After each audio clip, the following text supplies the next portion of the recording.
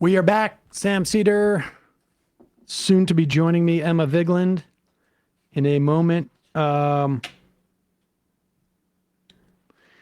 Let's go to, we had talked about earlier in the program. Oh, are we going to do this? We can do that, but I got Kilmeade too. Okay. Let's do Kilmeade, and then we'll do that. Well, let me read a couple IMs first. How about that? Balls to the walls. Balls to the walls? Balls to the walls. Thank you. Why is Sam's shirt wet? It's just a stain. Wait, do I have a stain on it? Other side. Right there, you're touching it. Oh, I thought it would have dried by now, but yeah, that's a stain. Oh, shoot. I didn't see that. Like, somebody had said that before, and I was like, God darn it. Who gets a stain right there? It could have been anything. Also the majority part. Yeah. What do you got to do there? Like a vinegar and lemon or something? Yeah, I just, at first, just put me back up, Matt. But yeah. Where did Emma go? I'm here. I don't know what you do with that. I just think it might be time, and I've been saying stop it for a while. This shirt is a great shirt. This.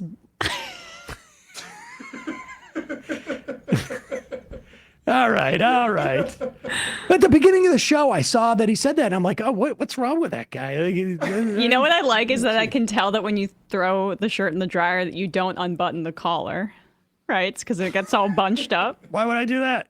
Just so it's not all wrinkled on the collar. I take it and I go like this when it's wet. Yeah. Abundance housekeeping. Exactly. They're going to regulate how I do my laundry. I'm so sorry. It's All right. cumbersome.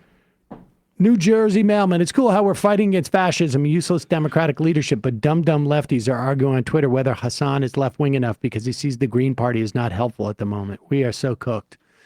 I mean, you can get mad at those people, but ultimately all they do is say, hey, do the Green Party, everybody who's not me. Like, yeah. It's kind of a feeble, pathetic, impotent posture that all these people are striking. I mean, like, increasingly, I am of the mind that there is no teaching lessons, that all this, it's like, you want power, you take power. That's the way it goes. And to his credit, Ro Khanna was out there saying, we're going to take over the Democratic Party. I mean, that's certainly obviously what Sanders and AOC are doing, but they're also sort of like, they're building enough power that either they deploy that in taking over the Democratic Party, or they deploy that in independents who are running against either Democrats or Republicans. You got to build power. Sitting there and saying, how come after 14 tries at the presidency, you still haven't voted for Jill Stein yet, is... I mean, we've had so many great opportunities for the Green Party to capitalize on frustration with the two parties, and they don't do it. At a certain point, you have to look inward and say, like, maybe this isn't the thing to do. Personally, I'd like to see AOC and Bernie shout out like the Emergency Workplace Organizing Committee and get some of that sort of fear and make it maybe be not so electorally focused. But it's also what DSA needs to be at these rallies, providing people. Dude, Jim McGovern's out there talking about a general strike. He is, yeah. Ryan in California. I'm staying in the leadership. Oh, right.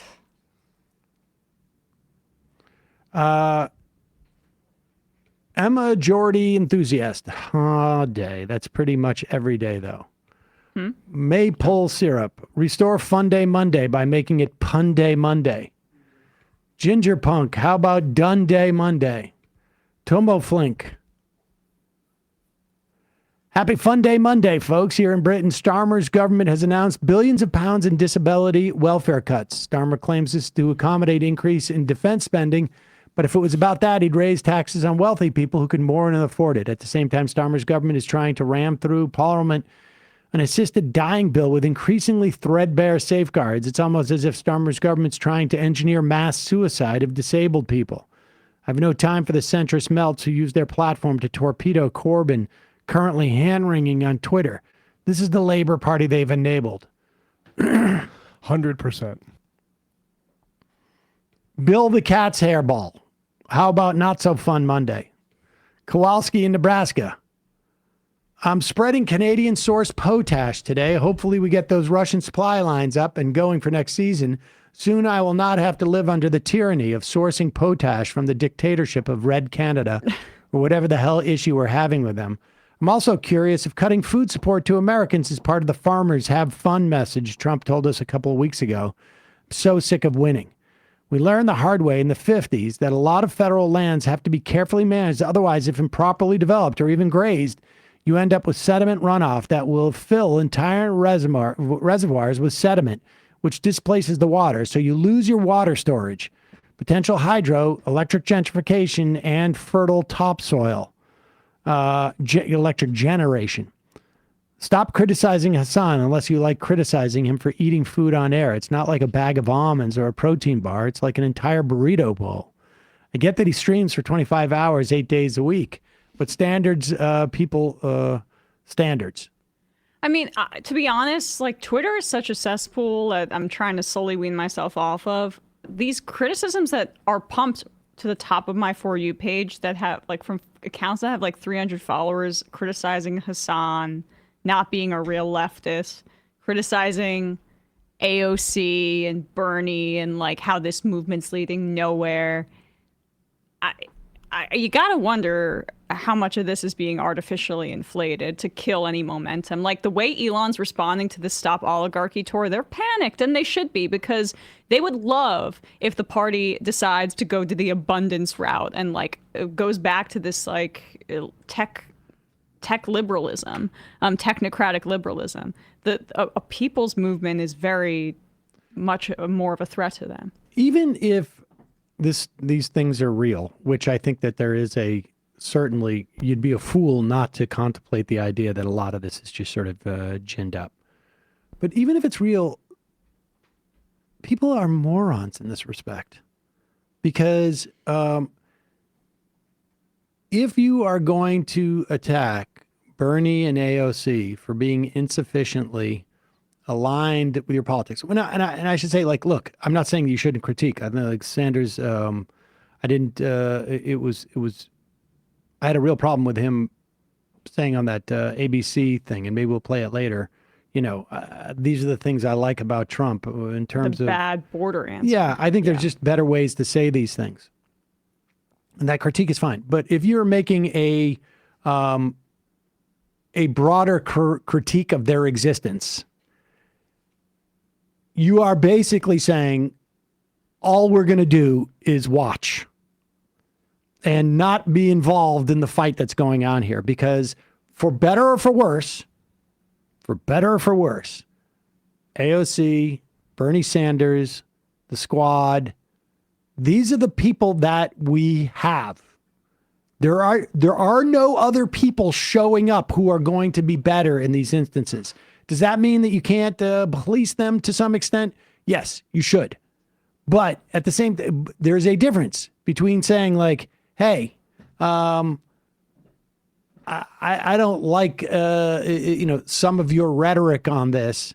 You can do better, than saying they are complete sellouts and useless as a political project. Yeah, like the people that were protesting Jamal Bowman days before he got booted by. It's like honestly, like make some type of like just assessment. That is like, make an assessment. Scarlet Red on Blue Sky, Barbarism Critic, had a good blog Great here. account, There's a nihilism that has taken hold in a lot of the left post-2020 that has seemingly given up on the idea that a better world is possible. Instead of using a materialist lens to understand why the working class is the way it is, you deride them as stupid, gullible rubes voting for their own suppression. In one breath, you say we don't live in a democracy, and this is true. But in the next, you decide that people who vote in this system are fully responsible for every awful thing the ruling class does. You make your whole personality about not voting rather than what are you doing instead of voting. You define yourself through negation, what you don't do, who you don't like, what systems you oppose, instead of what vision you have for the future. And, it's not nothing we haven't said here before, but, it's very obvious. But I think, there's an anxiety that comes with the idea of like having to gain power that some people just like broadly eschew because it's more comfortable to be critical. But what is one of the few encouraging things that we're seeing in this past few months is that I think AOC has effectively played the inside and outside game. Like, Bernie has been one of, an incredible outside politician in terms of galvanizing movements, but he never had something like that Warren did, where she was able to get some more material gains, although he did get some good stuff from Biden on labor. I guess not to draw too hard of a distinction between the two of them, and Bernie's obviously the superior politician. But I do appreciate how AOC's been almost able to meld these two methods of gaining power, because she's essentially gotten many House Democrats who aren't ideologically aligned with her on board with challenging Schumer. And she's also doing these rallies with Bernie. And that's something that, I don't know. I think it's something that should be celebrated and used as a jumping off point for further progress. Yeah, as opposed to what? Where's the opportunity cost here? I mean, you see people move to turn out for politics. Your first impulse shouldn't be not like that. Exactly. I mean, I think it's ridiculous. It's just ridiculous. But to each their own, I guess. Enjoy the wilderness, and we'll wait for Jill Stein 2028. One of these years, people are really gonna start believing in that party, which also has some of its own issues in terms of democratic process that, if it wasn't a complete joke, people would maybe pay more attention to, but whatever. All right, let's do this kill me thing though first. As you know, and it was breaking today just before we started the show, Judge Bozeman, is that right? Is that his name? Boasberg. A Bush-appointed judge to the Superior Court, I think, and then was elevated by Barack Obama. So, to the extent that we know any of his politics, he's okay with the Federalist Society, or was. He has refused to lift the order enjoining Trump from using the Alien Enemies Act to deport immigrants. And that doesn't mean that there aren't immigrants being deported. It's just that they can't do it under the auspices of the Alien Enemies Act, which affords a lot less due process. And here is the fundamental problem that the Republicans and really the anti-immigrant folks have in terms of their fantastical solution. And that is to deport all immigrants. And that is that we don't have the capacity to process them. And certainly part of the Biden immigration bill, there's a lot of it that I didn't like. But one of the things that was good was we need more money to have more magistrates to assess people's claims of asylum.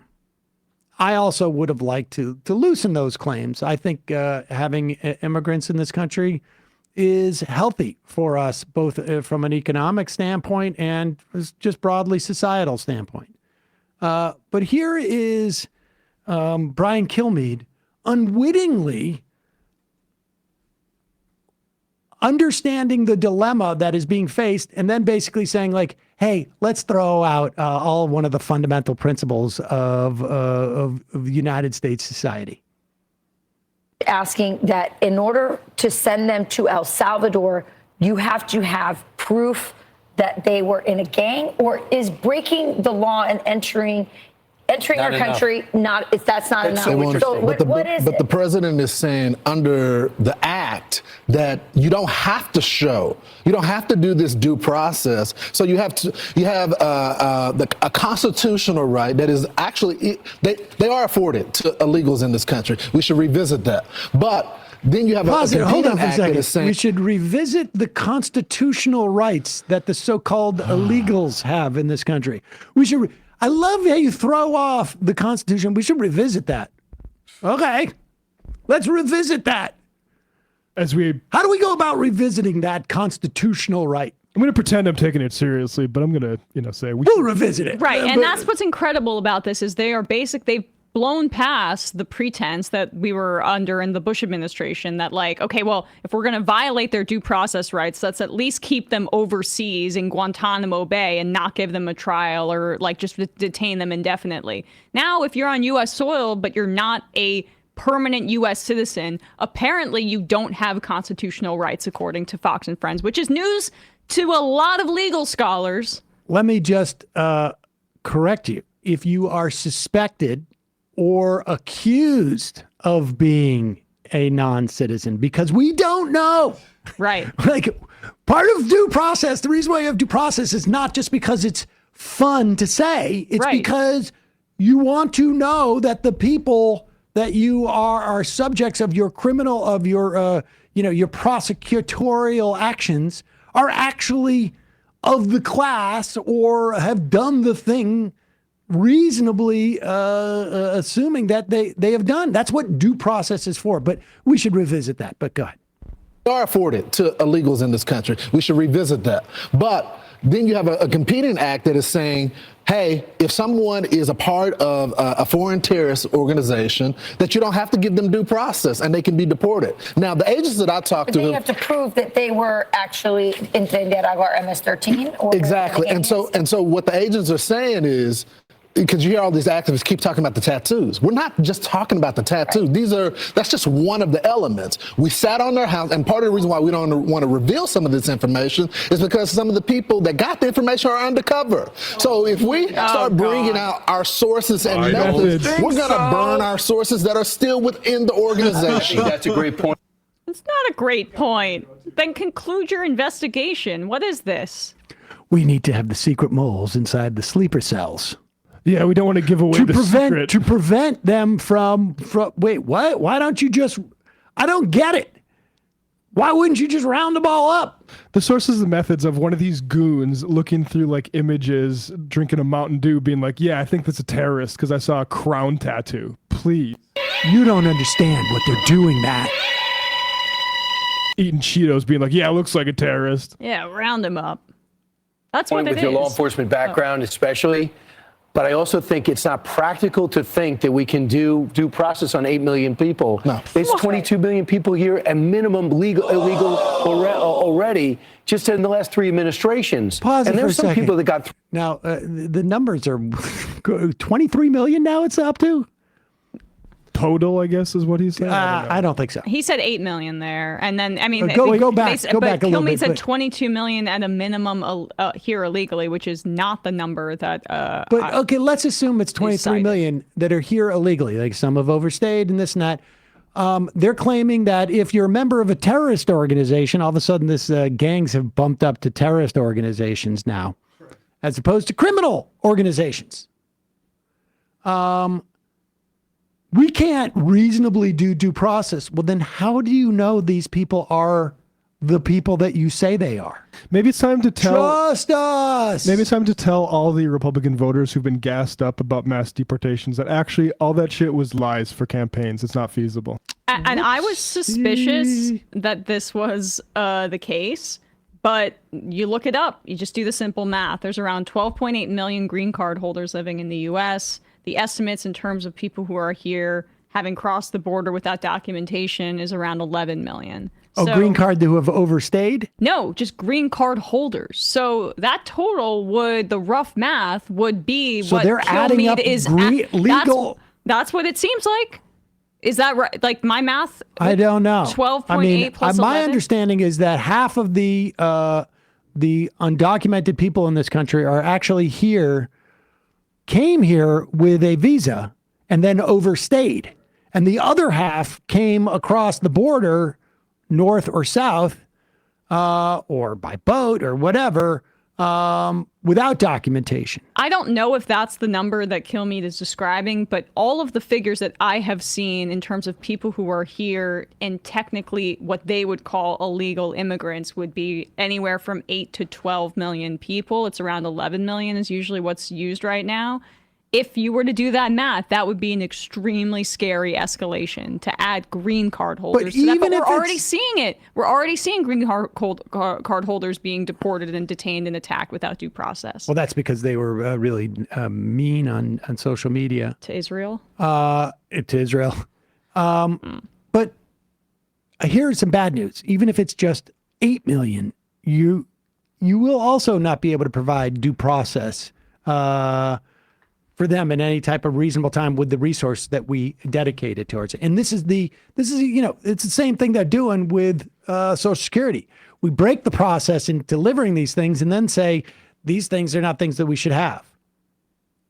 It's because some of the people that got the information are undercover. So if we start bringing out our sources and methods, we're going to burn our sources that are still within the organization. That's a great point with your law enforcement background, especially. But I also think it's not practical to think that we can do due process on 8 million people. No. There's 22 million people here, and minimum illegal already just in the last 3 administrations. And there were some people that got through with Trump's administration. If we're going to give these guys a day in court and a lawyer, we can't do it. They don't deserve it. Our system doesn't need to be double burdened. And I would just love to see the same curiosity, anger, outrage about the millions that came here at our border. You found the NGOs. Yeah. You couldn't get into the building. So true. But they were sent into Westchester, small towns into Pennsylvania, and they're unloaded, and we don't know anything about them. Where was Margaret Brennan and who's ever hosting Meet the Press today? Welcome. Where were they? Curious about what's going on. How do we know who's landing in the middle of the night? How do we know who's been put into our school systems then? Pause it. Maybe you should have some type of due process. I mean, what do you mean? How do we know? Expand the bureaucracy. Right. Were they flying in invisible jets that are run by some type of fourth party? Give the money, provide the capacity to our immigration system. If you are concerned that they don't know who these people are.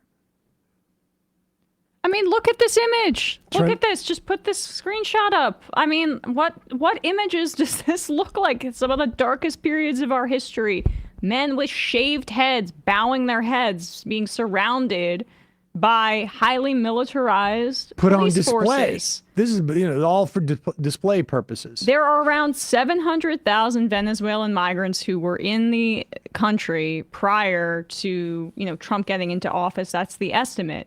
Tren de Aragua, that's a few hundred are the estimates. But even if you wanted to include all 700,000 Venezuelan migrants who are here, the total that Brian Kilmeade is talking about vastly exceeds by almost just incomprehensible portions, the number of criminals that are here, which means that they are basically classifying all immigrants as criminals. Right. And then saying it's not just that they're gang members, it's that they're terrorists, because you can't just say, it's crazy how much they are aware, obviously, of the fact that if you said these people haven't done anything wrong other than seek a better life in this country, people don't want to see them sent to a gulag. Yeah. That's why Sagar was sort of dismissive of it on Breaking Point, saying well, who's saying that? The ACLU? You think none? I mean, even if one of these people is that innocent, this is a crime against, it is, even if they're all guilty, to be honest, sending them to a foreign gulag by one of your fascist sort of buddies is, it's despicable. And look at the comparison how they treat the January 6thers who were on video doing what they did versus just presuming criminality because people are Latino. MS-13 was also cited there. That started in LA. In the 80s. In a prison. We have prison gangs all across the country. We're going to classify all of those as or as foreign terrorist organizations, even though they originate in the United States. Tren de Aragua also started in a prison, which is just a good thing to remember for folks who think that the solution to all this stuff is locking up people in large numbers.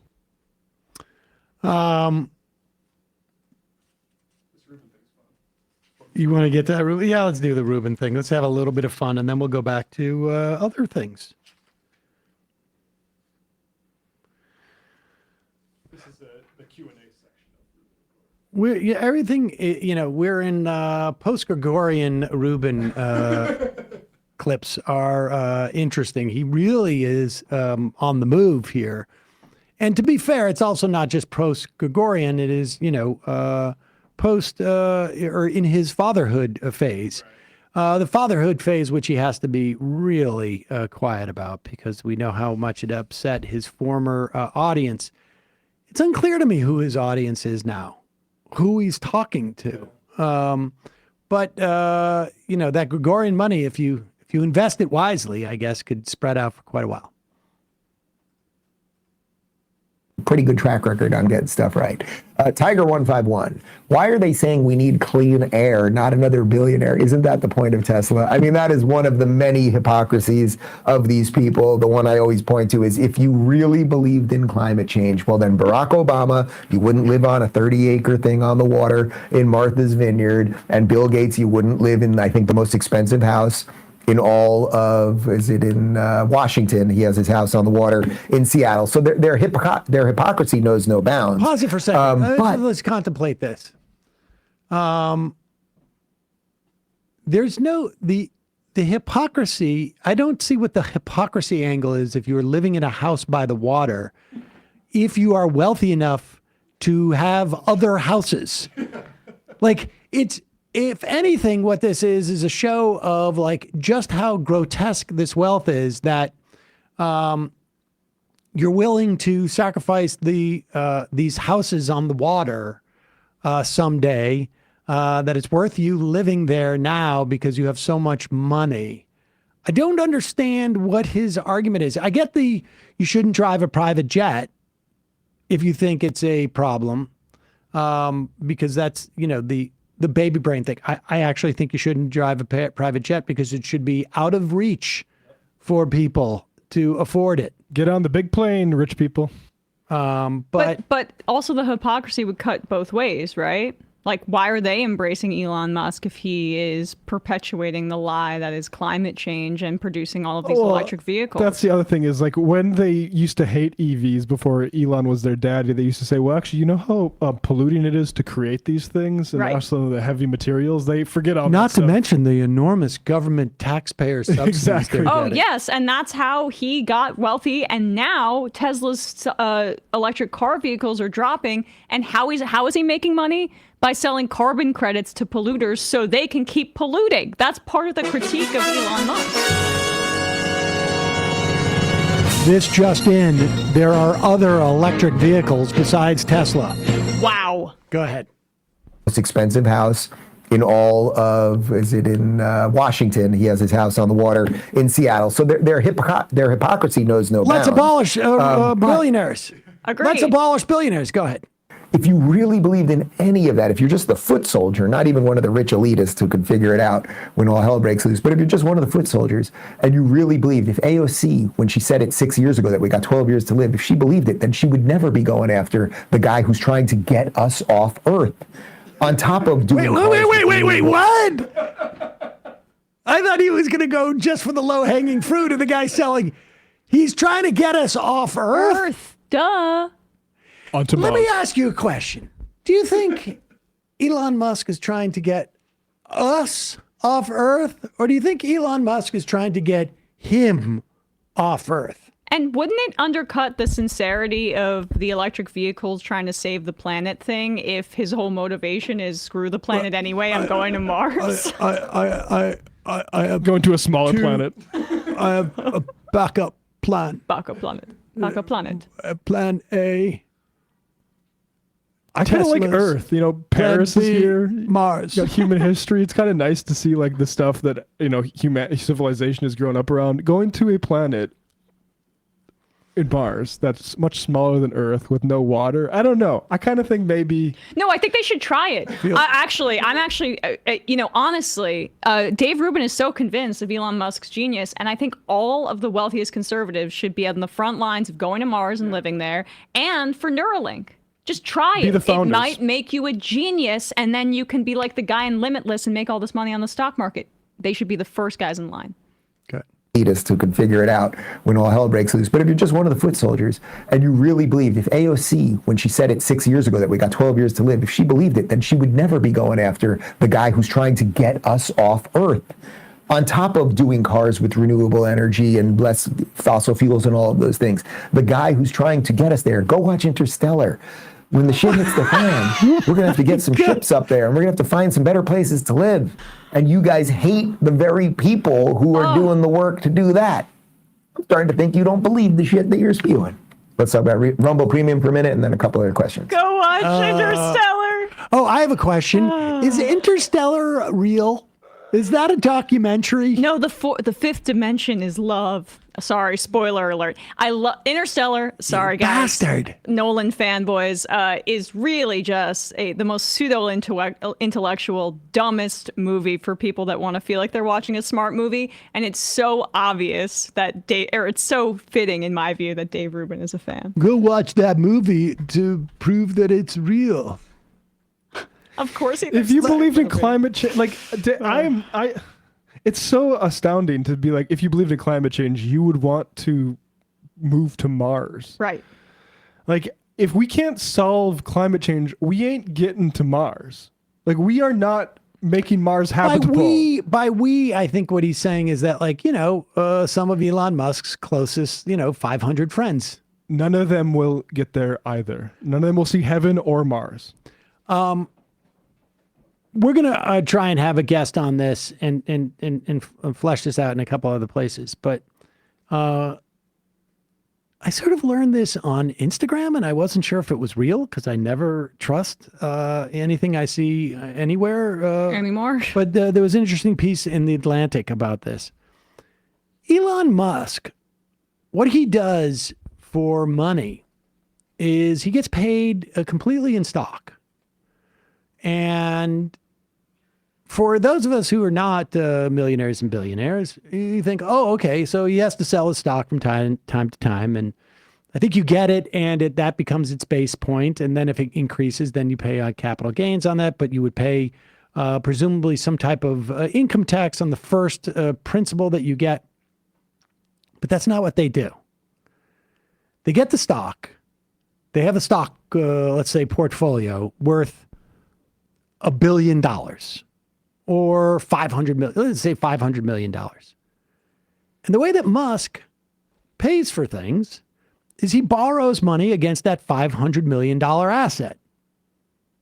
So he'll borrow, let's say, $300 million. And it's a tiny interest rate because he's got that asset invested with some type of investment bank or commercial bank. And so they give him preferable rates, but he's paying a tiny amount of that rate on it. So some of that 300 million goes to to service the interest debt, but he never pays any taxes on any of it. You don't get paid when you get stocks until you convert that into cash. You don't get taxed. You don't get taxed on a loan. And the idea is that they just keep the asset, they let the asset just keep slowly growing over the years. Sometimes it grows fast. And maybe they pass that on to their kids or whatever, their estate. Maybe they figure out some other way of getting it out of there. But as it grows, they keep borrowing money against it. And that's the way they finance their lives and other purchases. Mm-hmm.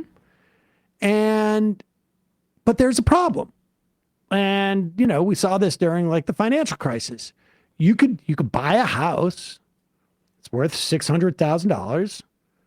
And you get a $400,000 mortgage, let's say, or something. Back in those days, things were inflated. They still are, but I'm just using these numbers. And suddenly, the real estate market crashes, and the house is worth $350,000.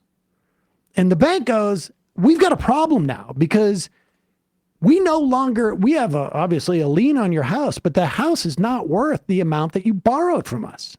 Your collateral is not sufficient. So we need to call in this loan. Now, I don't know what that number is for Elon Musk, but it's quite clear he's borrowed. All of this stuff is based on borrowed money, and it's valued against his Tesla portfolio.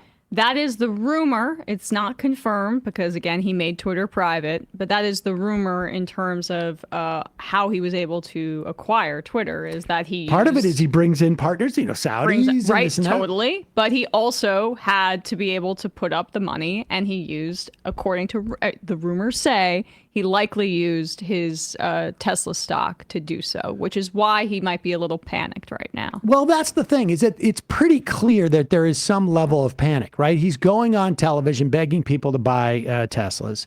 Trump They're is doing an sending out- ad in front, like bringing Teslas in front of the White House, begging people to buy it, listing the pricing in front of the White House. We don't know how much the value of Tesla has to drop before some bank says, hey, wait a second, we have a problem here. Now, a lot of times rich people end up working these things out in some fashion or whatnot. I'm not sure. But they're clearly not looking forward to that day when whoever has been financing against the value of that Tesla portfolio says, hey, wait a second, we got a problem here. That is, I don't know what the number is. I don't know. I have no idea what the stock number would be, but it's greater than zero and it's less than what it is today. So there may be a number. And I guess my point of this is just that, like, the hatred towards Musk that is being translated into disdain for the product that he's put out, aside from all the other problems associated with Tesla. But you can go to teslatakedown.com and you will see where protests are taking place, some right down the road here in Gowanus. But I also noticed, I was walking down the street the other day and I just saw someone put a flyer on the windshield wiper of a Tesla with a picture of Elon giving his my heart goes out to you salute. And they say, sell your car.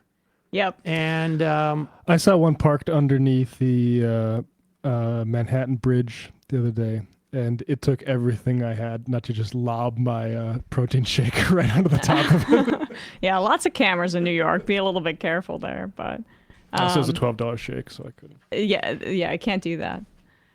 This one was also funny. Matt, could you just put this up just since we were on the topic? Somebody, one of the owners of a Cybertruck tried to get ahead of this and put a bumper sticker on their Cybertruck and said, I bought this before Elon went crazy. And then someone did their own real life community note beneath it and said that Tesla only started selling the Cybertruck after Elon Musk went crazy. So that's pretty good. That's funny ways to just make people like a little bit uncomfortable driving that monstrosity around. I feel bad for the cab drivers and stuff that got a Tesla in 2016 or whatever, because I feel the Uber and the Lyft people. Whenever I Yeah. see one of those coming up, I want to give them the finger so bad, and I just don't because I assume it's some Uber guy. Yeah. Let's turn to this. Now, Howard Lutnick is Trump's Commerce Secretary.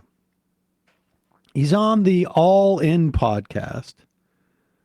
Is that the same one where Yep. It's with Chimeth Palihapitiya, sorry. Who is that guy? He's a VC scammer. VC crypto guy. We'll cite this often, is they were caught on this podcast almost admitting that they were doing crypto pump and dumps, just openly. So these are really rich guys that talk about finance on their podcast. And I guess Lutnick went on with them.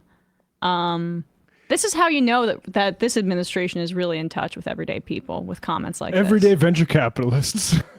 I don't think Lutnick here is attempting to justify what his what this administration is doing with Social Security directly.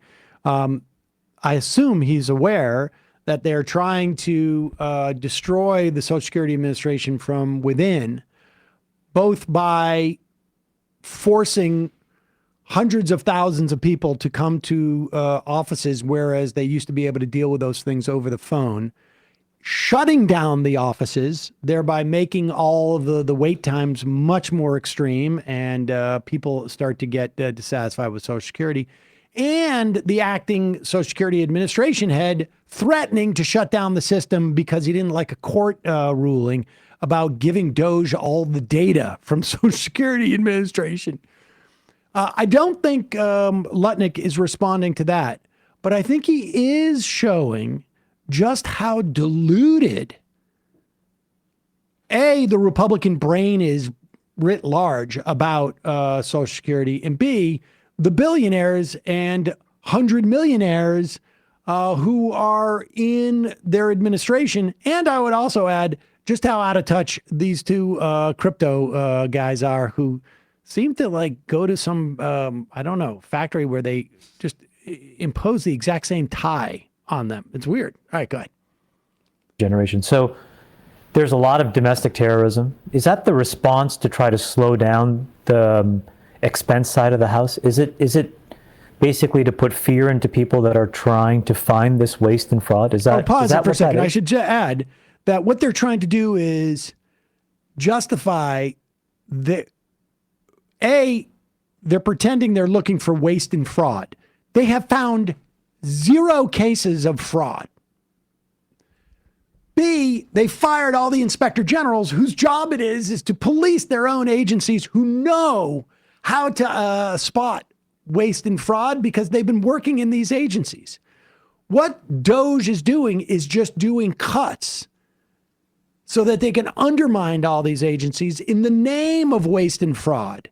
And they're having to justify things like, we fired the guys in charge of the nuclear arsenal, or we fired the guys who were working on the bird flu, or we fired the guys who were working at these airports at the as airports. planes crash out of the sky. We'll rehire them. Don't worry. That's the way we do it. And this is what they're trying to justify here with this. The burning of the Probably. Let me- dealerships. If you were, I describe it to people this way. Let's say Social Security didn't send out their checks this month. My mother-in-law, who's 94, she wouldn't call and complain. She just wouldn't. She'd think something got messed up, and she'll get it next month. Yeah. A fraudster always makes the loudest noise, screaming, yelling, and complaining. And all the guys who did PayPal, like Elon knows this by heart, right? Anybody who's been in the payment system and the process system knows the easiest way to find the fraudster is to stop payments and listen. Yeah. Because whoever screams is the one stealing. Yeah. Because my mother-in-law's not calling. I mean, come on, your mother, 80-year-olds, 90-year-olds, they trust the government. They trust, okay, maybe I got screwed up, big deal. They're not going to call and scream at someone. But Pause it someone for a who's second. stealing All right, I always- just want you to contemplate, first of all, like how insane all of what he's saying is. I mean, it may be the case in when he's ripping off people or people are ripping off him or whatever, that this holds true. But he's saying that these people are so feeble, they're not going to be the ones to call in. Or he's saying that their son-in-law is a billionaire and is going to pay for them and cover them. Mom, when she's living in the back of one of my chalets, she doesn't call if she doesn't get the check.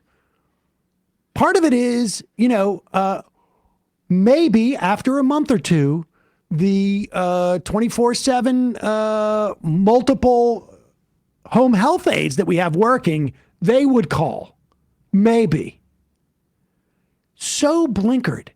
The number, I don't have the number right in front of me, but the number of people who, if they don't get their Social Security check, would not be able to eat or pay their heat, depending on the time of year, or pay their electrical bill, at the end of those 30 days would be easily in the millions. Easily. The idea that there are recipients who get Social Security illegally or enough that even constitutes any type of fraud in the way that you would isolate them is just bizarre. There was a report 5 years ago that 40% of older Americans rely on Social Security solely for their retirement income. So that's 40% I'll get it next month. of Social Security recipients that he is basically saying, Well, I mean, them not being able to pay their bills or keep their lights on, that's kind of, And not understand- at the front of my mind. If they're calling because they're desperate and they can't do that, they must be fraudsters. And there also is no way for him to, he doesn't even understand, or is seemingly, he probably does. He's being purposefully obtuse about what the nature of the payment is. This isn't like a contractor who, you're working with, Lutnick, who you say you're going to pay and you have a contract to pay them out and it's 2 days late. And he's basically saying that person who would be calling and ringing my phone off the hook, they're the fraudster. This is their own money. This is their own money they've been paying in for their entire life. It's fascinating that they're sort of now saying that the people on Social Security, they have so much money, they don't even think about it for 30 days until they're getting paid. They're chill. You think that if these people, the same people he's talking about, if they were to open their Bank of America account or Chase account and they would see that the money that they were supposed to have isn't there, that they would be like, all right, I'll just wait and see. Chase will figure it out. It's like they're in their 80s and their 90s. Well, a lot also are in their late 60s and 70s. Oh, and also I shouldn't be saying calling because they don't want that to be, they want to eliminate that altogether Get as well. in the car, drive on down. Come on, Grandma. Only a fraudster would do that, apparently. It is so blinkered. They really have no idea what they're doing in terms of Social Security. They really don't. Big deal. They're not going to call and scream at someone. Mm-hmm. But someone who's stealing always does. Mm-hmm. So what happens is... Stealing? We need to get to.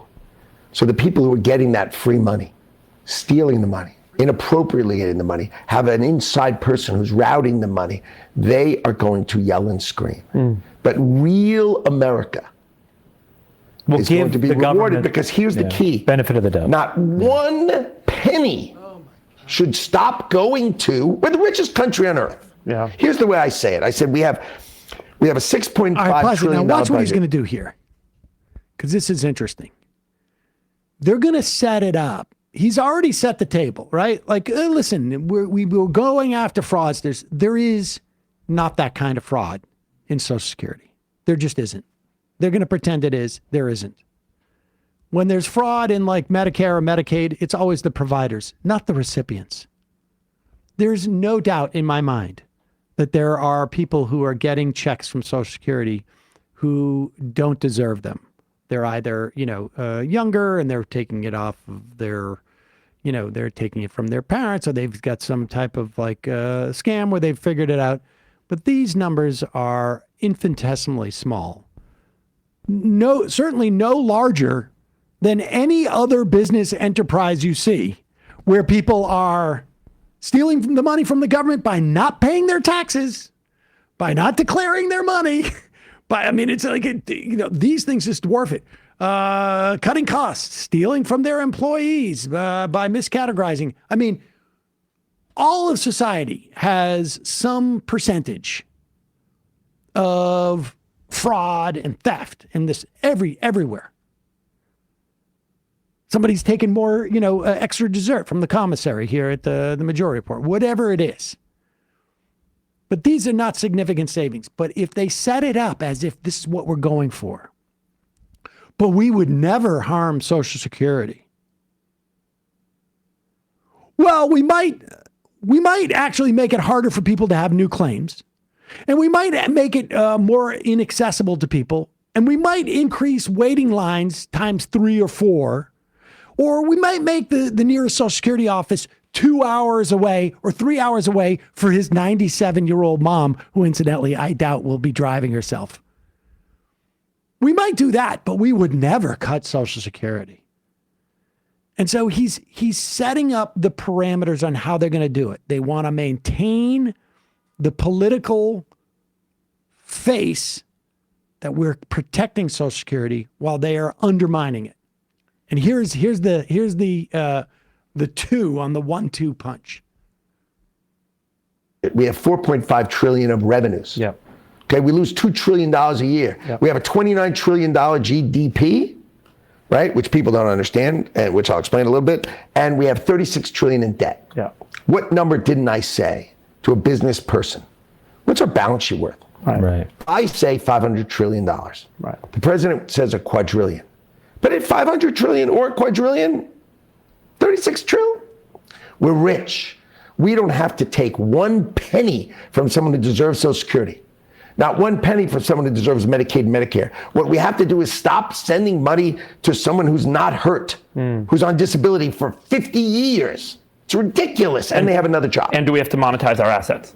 We need to be smart. Okay. That's all we need to be. Okay. And so I'm going to tell we're you, going to be able to save Social Security, which there is one simple fact about Social Security, that we are touching 5 to 6% less of American income than we were back in 1983 when the current system was set up. And that is because of wealth inequality. There is no amount of fraud that's going to change that fundamental figure. You've got to lift the cap, fund the trust fund, and then you're done. But they will not get there. And they phrase it like, we will not take this money from Social Security. Well, it's statutorily, they're not allowed to. Does he even know what Social Security does? Because he just said for people that are not hurt. He's talking about Social Security disability, which is part of the system, the SSDI. But the fact of the matter what is, about the seniors? It is so hard to get Social Security disability. Yeah. Show me one person who has walked into there and gotten it like that. And the idea that there's all of these people who've been on it for 50 years, milking the whole system of, whatever. He's like, but he's conflating $1,500 a month. He's doing both. Okay. All right. He's either way. I mean, it's just, it's astounding. This is the guy that is just basically Lutnick is skyrocketing to the top of my power rankings for worst cabinet pick. Like this is Elon Musk's, partner in crime in many ways that doesn't get as much attention in terms of like how much money he's making off his administration. Cantor Fitzgerald, which he was the CEO of until like yesterday, but then appointed his two 20-something-year-old sons to head, is heavily invested in cryptocurrency. They have a $2 billion crypto financing business, Cantor Fitzgerald. They were a part of the over $100 million that was spent by the cryptocurrency industry in the federal elections in 2024. And he basically gave Trump tens of millions of dollars and now bought his way in. And Cantor Fitzgerald isn't just heavily invested in crypto, they're also heavily invested in the commercial space business. So he is working side by side with Elon Musk to gut the federal government for profit. All these guys, speaking of, when he says, when the money gets turned off, the fraudsters really start crying. Look at the way that they were reacting to Silicon Valley Bank when they were trying to lobby for it to be bailed out. I think maybe they're onto something with that. What should we hit here? Schumer? This tariffs thing, I think. This guy. Yeah, okay. I used to go to Old Orchard Beach when I was a kid up in Maine. Maine is beautiful. Beautiful state. Beautiful I don't know beaches. what it looks like today, but at the time there was like a boardwalk and it was... Carney should start saying, hey, Maine should be a province. He should. There's a lot of reports that at least from Canada. I mean, Canada has a special reason to be... They're pissed at us. Pissed at the U.S. But understand that after Canada, and we had... England was giving a travel advisory to people coming to the States. All throughout Europe, we're going to see tourism take a nosedive. Detox the economy. And but here it's hitting folks in Maine right now. And I think Trump got 45% vote, more or less, in Maine. Some of these maniacs are probably feeling this was probably a mistake. Well, you know who's up for re-election in 2026? Susan Collins. I know we've been down this road before, but maybe. This has been a family business for 50 Here, years. Shamath Palyapatita, and I'm your boy J Cal. How the Canadians perceive this. Or can we start over? Yeah. And they are incredible. This has been a family business for 50 years. You got to take into the fact how the Canadians perceive this, and they are incredibly pissed off. We met Sterling Morse in Old Orchard Beach, Maine. He owns the Point of View Inn, which is only about 150 miles from the Canadian border. We have been here. He says the majority of his regular customers are French Canadians. Very traditional people, families that take the same room, the same dates every year. Not this year. Sterling says most of his Canadian customers have canceled, fed up with President Donald Trump's antagonistic rhetoric toward Canada. There's the threat of tariffs, too, and lately Trump has suggested redrawing the border between the two countries. It's affecting at least 90% of my business. Are you saying you've had 90% of your business canceled this year? Easily. Point of View in? During our visit, yet another Canadian called to cancel. Listen, monsieur, you don't need to explain anymore. This is every registration card from last year. This is the Canadian. That's my American. This just went away. That's all you got now. That doesn't pay the bills. Does not. Best of my ability. For Sterling Morse, it all snowballed shortly after Donald Trump's inauguration. All of a sudden an email pops up. It's almost like, your phone, ding, ding, slow ding. People that have been here for 35, 40 years, you recognize that number. And it's like, I know why they're calling. And the anger is, in my eyes, incredibly justified. Here in Old Orchard Beach, roughly 40% of the tourists come from Canada, according to the Chamber of Commerce. The Chamber's executive director told us that those tourists make up about 30 to 40% of the revenue for many of the businesses here. I think we're still kind of seeing how many different industries this impacts. It doesn't just impact tourism, of course. Over at the Alouette Beach Resort, owner Fred Kennedy hasn't seen a cancellation yet, but he's heard an earful from his Canadian customers. What are they telling you? Well, their feelings are basically hurt. They don't like to be referred to as the 51st state, and they feel that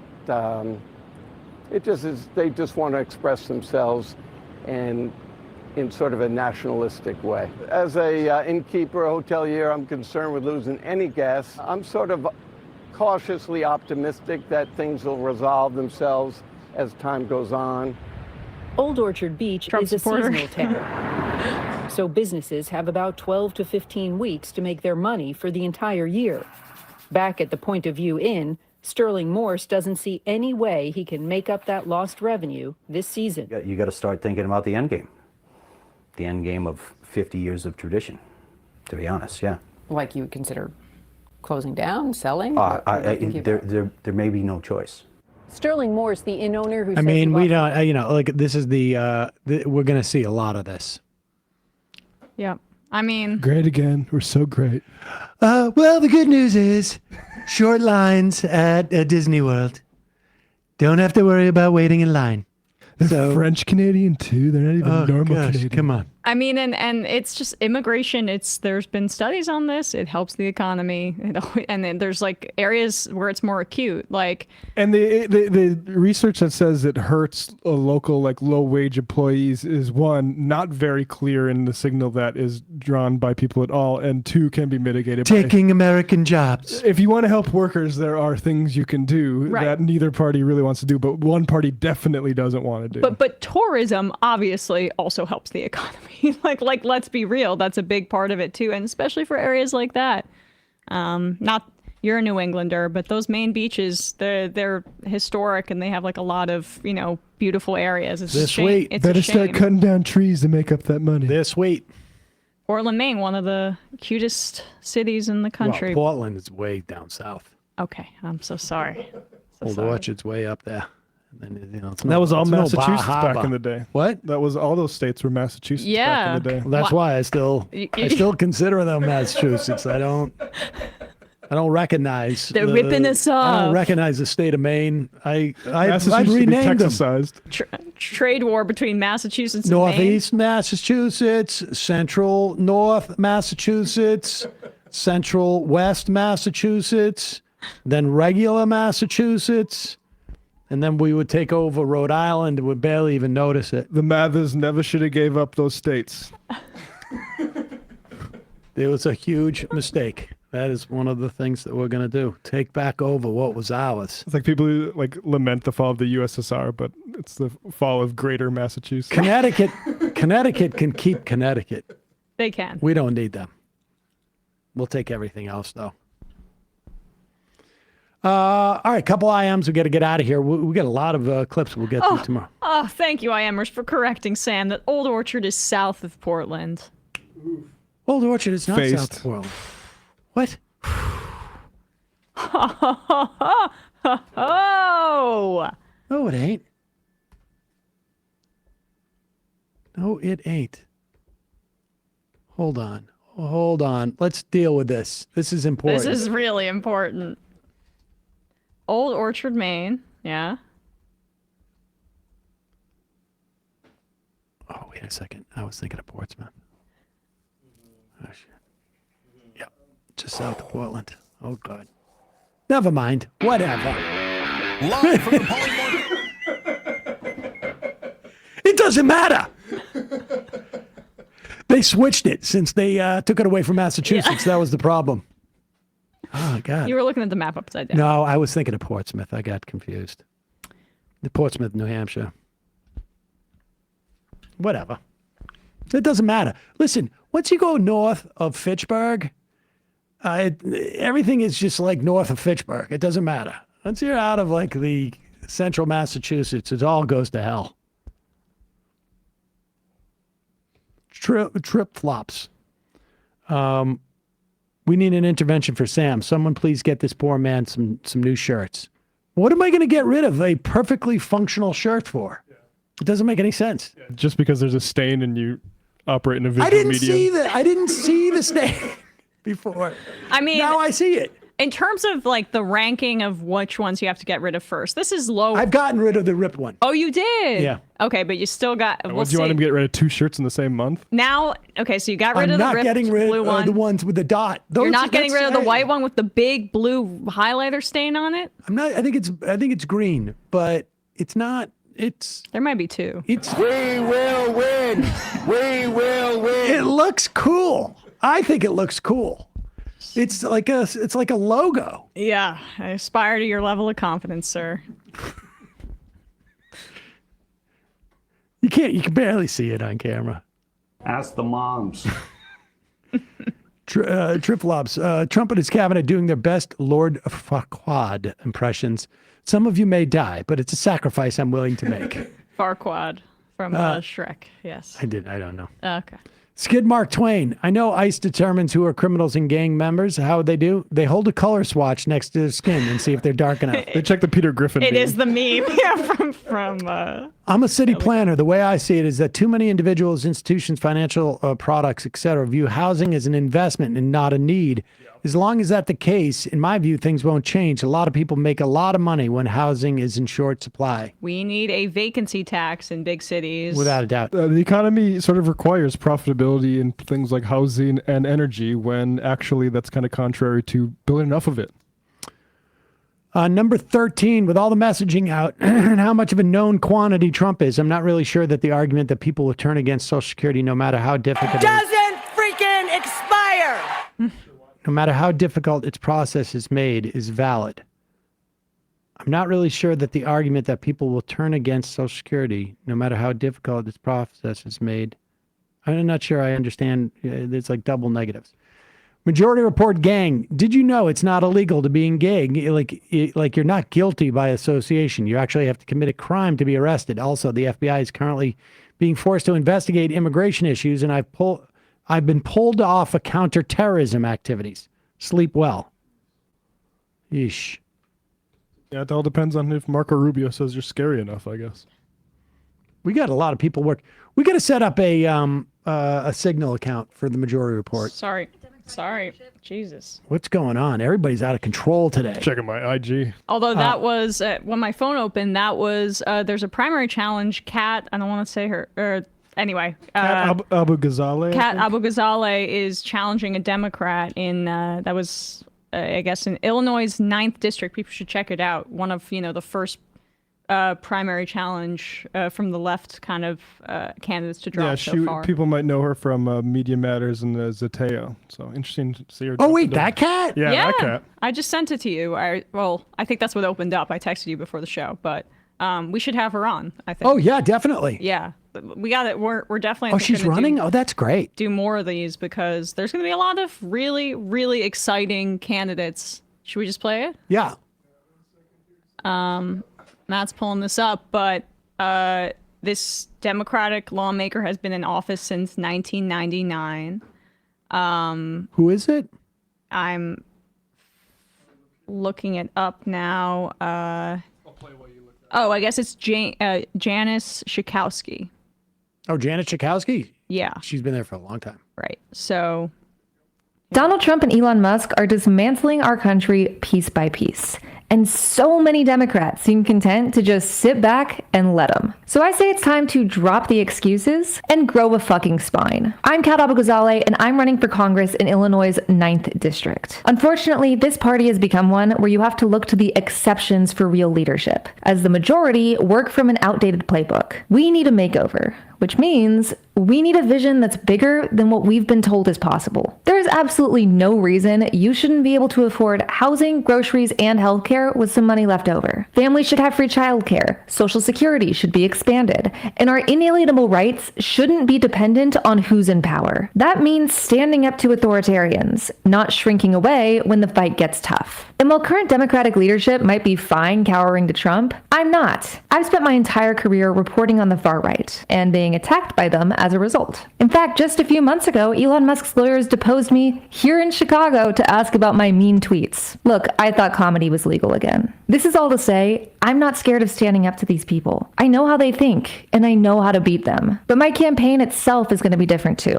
because I don't want to wait a year to help people. We're focused on meeting constituent needs with one simple rule. What if we didn't suck? My campaign and I would rather spend our money on book drives and clothing exchanges and public events than fancy fundraisers for rich donors. I also want my campaign to be as transparent as possible. That's why I'll be posting regular videos about the costs and steps of running for office. We all deserve better. We deserve human rights and financial freedom and a party that stands up to authoritarians. We deserve to thrive, not just survive. And I plan to fight for those ideals both on the campaign trail and in Congress. If you want to know more about me and what I believe, you can go to catforillinois.com. I do need to mention that campaigns cost money and ask you to contribute what you can. But I promise your donation will not be wasted on old, ineffective tactics. No spammy guilt trip texts, no focus groups to test my views, and no grifty consultants who care more about their paycheck than actually winning. It's time to challenge the status quo, and if our leaders won't do it, we will. I'm Kat Abou-Ghazaleh, and I'm running for Congress because it's time for Democrats to do more. Awesome. Donald Trump and you can see the keffiyeh on display there, pretty clear where she stands. So that's awesome. It's also, I think, going to be a great resource for people who get a sense of how you run a campaign. Yeah. That level of transparency. Really important. And Zoran, it came out this morning, Zoran Mandani here in New York, he met his fundraising goals, and they got $8 million, I think, in matching funds, because it's a 1-to-8 ratio in New York. And he just put out an ad saying, don't donate more, but we need volunteers. And we're going to use this money now that we have it on the rest of, campaigning for or using that money for those other things. And that's the kind of thing I think builds trust with people. So, all right, got 5 more IMs and then get a guy out here. Snarkorsky. Canada has lost a lot of direct flights to vacation destinations like Florida, Phoenix, and Las Vegas. I wonder how much of that is going to dry up. Lots fewer WestJet flights from Winnipeg to Phoenix or Calgary. Sam now claiming the Case Western Reserve for Greater Massachusetts. I should have said Connecticut Western Reserve, not Case Western Reserve. Snarkorsky regrets the error. Dave from Jamaica. Old people famously chill when the shit they need is late. I don't blame people for not coming. Who wants to be snatched up by ice? Strains add characters. I like Zat and Zoran are great. Seth in Hollywood. Wait. Are the abundance geeks saying environmental regulation killed high-speed rail in California? Elon Musk killed high-speed rail here over a decade. These people are complete ideologues. That is, that's the thing, is that they are ideologues and they pretend they're not. They're supplicants. Yeah. All right, 2 more. Mike from Texas.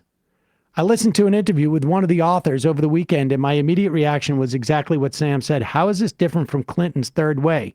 My second reaction was, okay, let's say this solves the housing crisis. How does it apply to everything else with our politics? How does it address the money in politics issue? The author basically brushed away the oligarchy problem by claiming, is oligarchy the only problem is only a problem in blue states and not red states like Utah and Texas?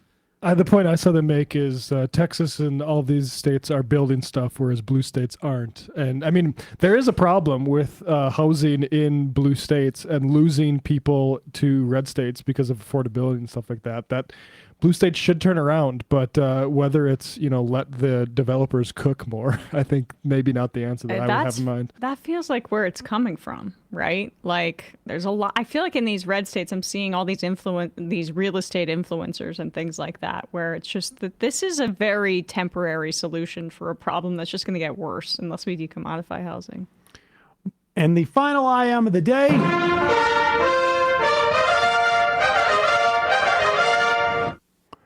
Vaughn from Wisconsin. How do I convince someone to do the minimum of getting involved in at least electoral politics who says they can't because the more they learn, the angrier they get, but not in a motivating way? I mean, you want to keep them away from politics. Maybe just come back in 6 months where they feel like there's a candidate where they can, because sometimes people just don't know where to start where it's not electoralism, and you gotta, I don't know.